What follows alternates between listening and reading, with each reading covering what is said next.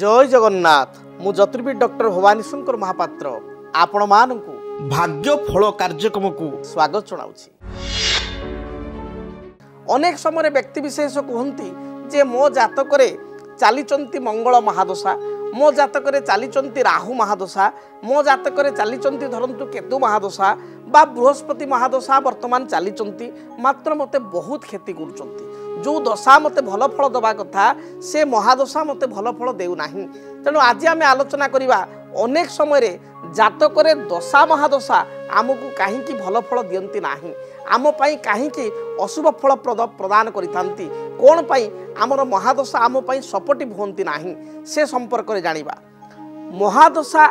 बा केउ महादशा आमको लाभवान करइबो, केउ महादशा आम पाई अशुभ फल प्रदान करिबो, ताहा डिपेंड करे बा ताहा निर्णय करे जन्मजात करे थिबा ग्रह स्थिति एवं जन्म ग्रह लग्न अनुसार।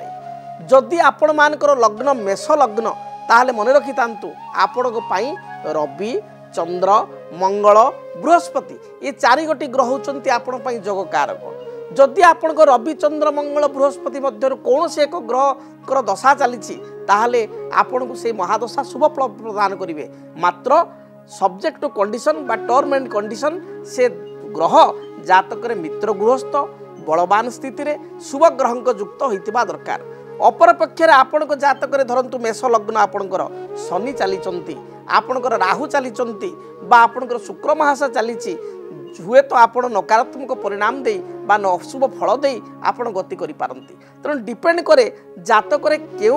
लग्न रे आपण जन्म एवं से भली भाव जो माने शुभ ग्रह सेमानकर स्थिति, शुभ ग्रह जे 100% आपको शुभ फल प्रदान करिवे किंबा पाप ग्रह जे 100% आपको अशुभ फल प्रदान करिवे सेमिति किछि माने नाही। स्थिति उपरे तांको ग्रह स्थिति उपरे बा तांकर अवस्थिति उपरे एवं अन्य ग्रहंकर तांको उपरे दृष्टि उपरे निर्भर करि थाए। तेबे गोटे मौखिक भाव रे मोटा मोटी भाव रे आमे जानिबा ताले मेष लग्न पाई रवि चंद्र मंगल बृहस्पति होचंती शुभ ग्रह। यही दशा जो चलन होता है ताहले शुभ फल मिलता है। से भली कर्कट लग्न सिंह लग्न आपणकर बिछा लग्न धनु लग्न एवं मीन लग्न पाई समस्त लग्न पाई मेष ठारू जो आम आरंभ करिया प्रथमे मेष आपन टिपी रखंतु कागज रे मेष लग्न कर्कट लग्न सिंह लग्न बिछा लग्न धनु लग्न मीन लग्न ये समस्त लग्न पाई रवि चंद्र मंगल बृहस्पति ये चारि गोटी ग्रह होचंती जोग कारक। जदि जातक चारि गोटी ग्रहंकर स्थिति भल थाए, चारि गोटी ग्रहंकर प्रति बृहस्पति को दृष्टि रही थाए बा मजबूत स्थिति रे थांती ताले 100% ये चारोटी दशा आपण को शुभ फल प्रदान करिवे एही लग्न मानक पाई। जदि एतद व्यतीत आपणकर लग्न होई थाए वृष मिथुन आपणकर कन्या तुला मकर एवं कुंभ यही लग्न पाई रवि चंद्र मंगल बृहस्पति अशुभ होइगले। ये लग्न गुड़िक पाई बुध शुक्र शनि ये तीन गोटी ग्रह अत्यंत जोग कारक होइतिबारु ये लग्न गुड़िक पाई बुध शुक्र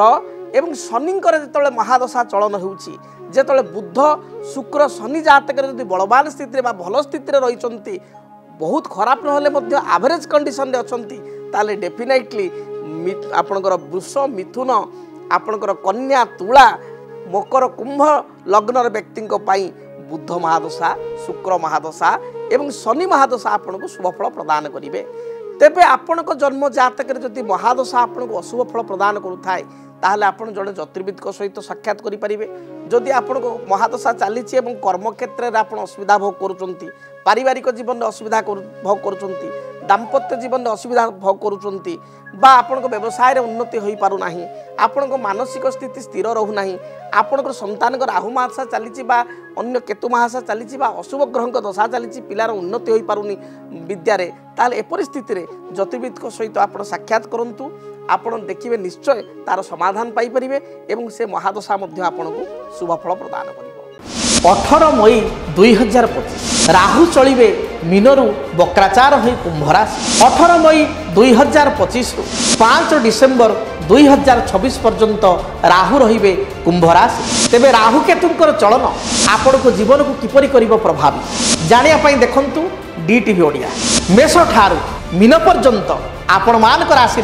राहु केतु चलन जानतु फलाफल देखंतु केवल DTV ओडिया देखिबा चैनल को सब्सक्राइब करंतु आपण